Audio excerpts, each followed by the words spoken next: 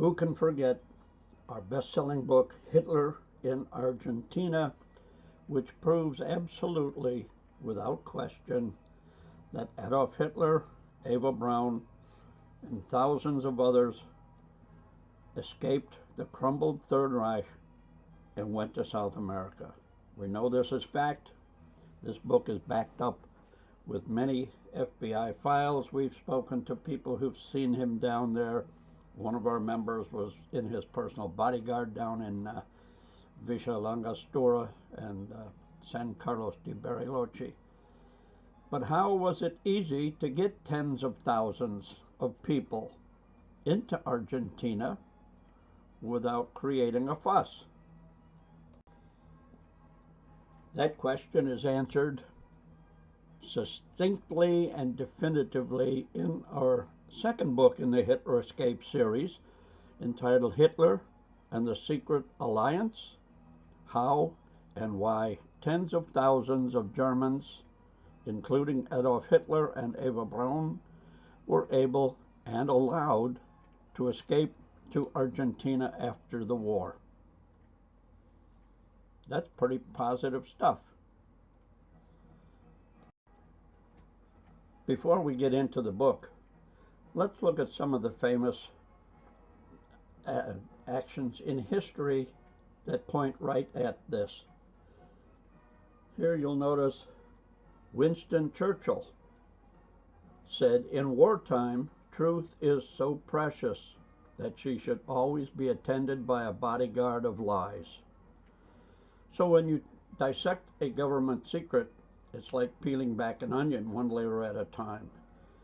When you get to the interior, then you know it's no longer a secret. Secondly,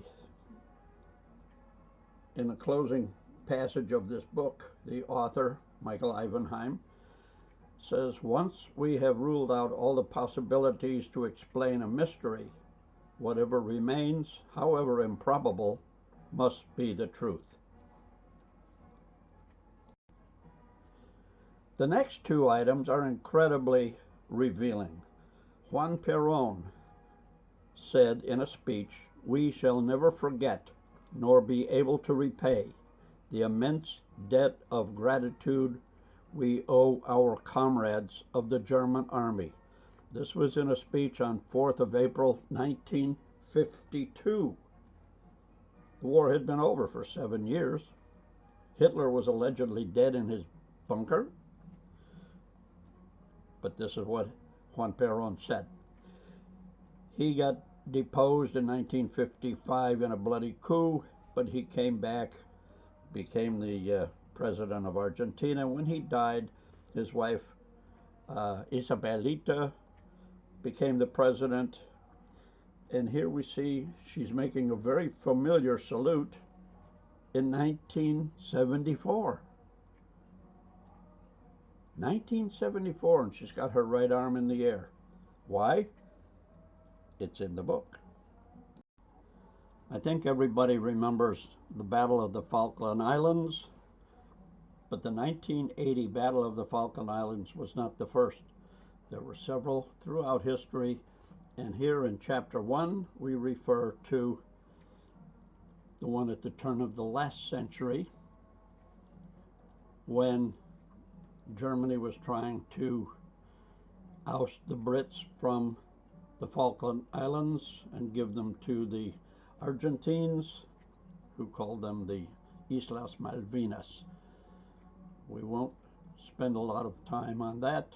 Between the wars, Muller and Niebuhr were setting up a spy base. We go into great depth about the Graf Spee and the Great Escape.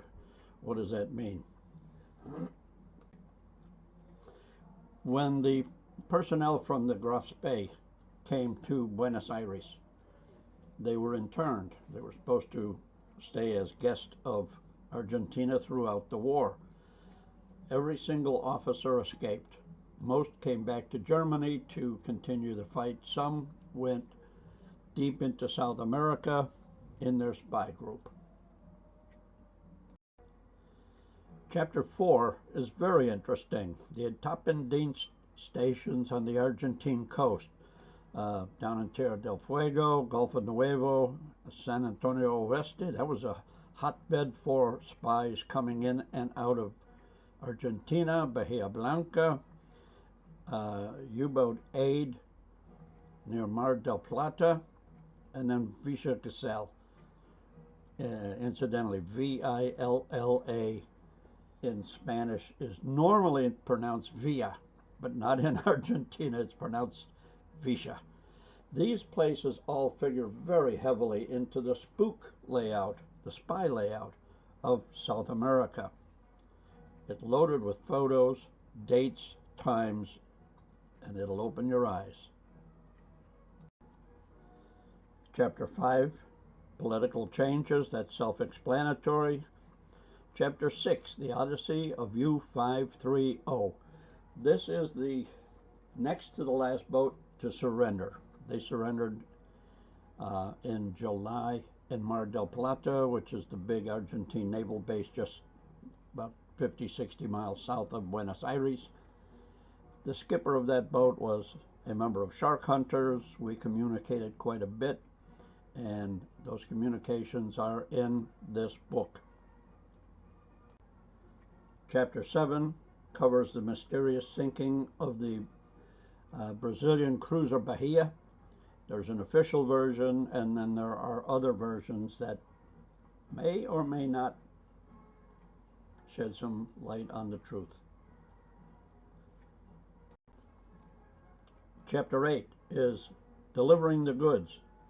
There were many, many sightings of U-boats offshore in various parts of Argentina, people rowing ashore in rubber boats, people stashing things in caves along the Argentine coast, northern Patagonia, etc. And this will open your eyes too. Chapter 8 is very interesting. Getting the black boat crews home to Germany. Okay, the black boats are the ones that surrendered later. We all know that U-530 surrendered in July 1945, and U-977 under Heinz Schaefer surrendered in August, 3 months after the war ended. There was no paperwork on board these boats, allegedly. We saw all the files that were aboard. However, the men threw all their ID overboard on orders. So when it finally came time to repatriate these crews back to Germany, there were 2 submarines that had surrendered, U-530 and U-977, yet there were 3 U-boat crews being repatriated to Germany. Where did this 3rd U-boat come from? What boat was it? Chapter 10 covers the mysteries of the U-977 voyage.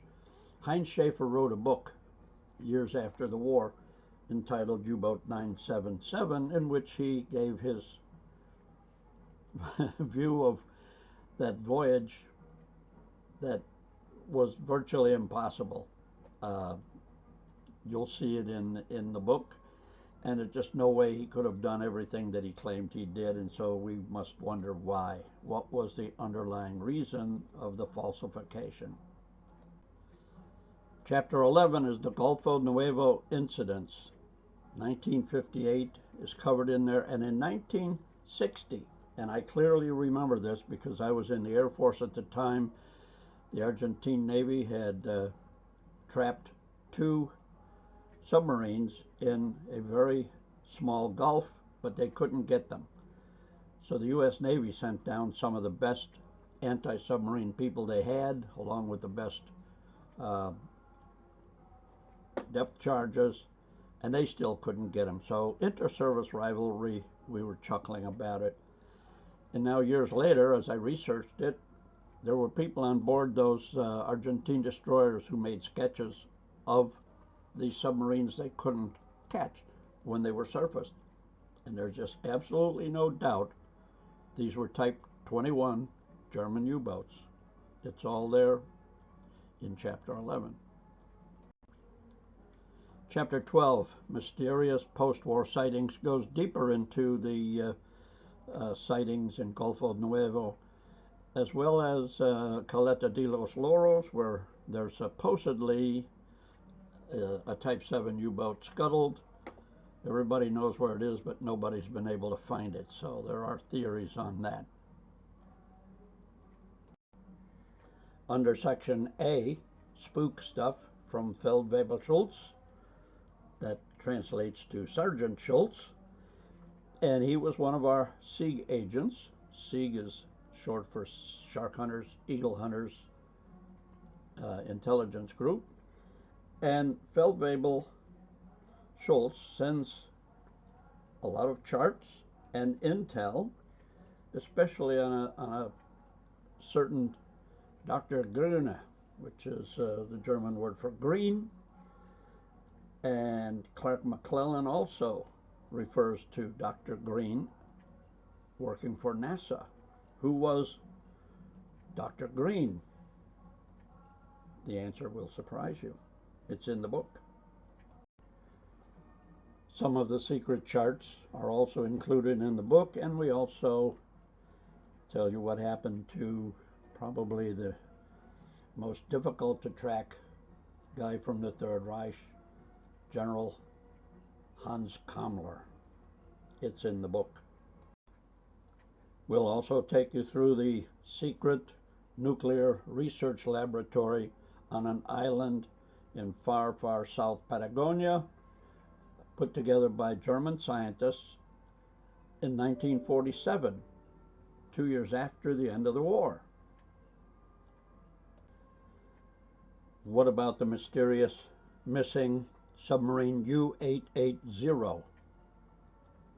Maybe this was the third crew, but we go into that in this book. SIG agent Pizarro, our best agent, tells us about this, and he had information from the wife of the skipper of that submarine. This book is loaded with information you won't find anywhere else about how the tens of thousands of people from the Third Reich were not only allowed, but were welcomed into Argentina and other South American countries. This began in about 1905, when huge tracts of land in Argentina were given to primarily Germans for big ranches, farms, etc. So the base was there. There were tens of thousands of Germans loyal to Germany living in Argentina. So when the refugees came in, they were given all the help they needed. I don't speak Spanish at all, but I get along fine in those little tiny towns all around South America with my German. Some of the towns I've met, they still salute each other in the old German salute way. It's all in the book. The Third Reich did not die. It just moved south. Order the book from us at www.sharkhunters.com. Select shop from the upper menu, then select books, and you can order right there. Or you can get them on Amazon. Getting them from us, they're $25 a piece, plus $8 shipping in the United States, $15 anywhere else. And for what it's worth, if they come directly from Shark Hunters, they're autographed, and I'm told that they're selling for 3 times as much as the purchase price on eBay. I don't know, I haven't looked. But anyhow, Shark Hunters at sharkhunters.com if you want to send us an email. www.sharkhunters.com to hit our website. Thanks, and have a great day.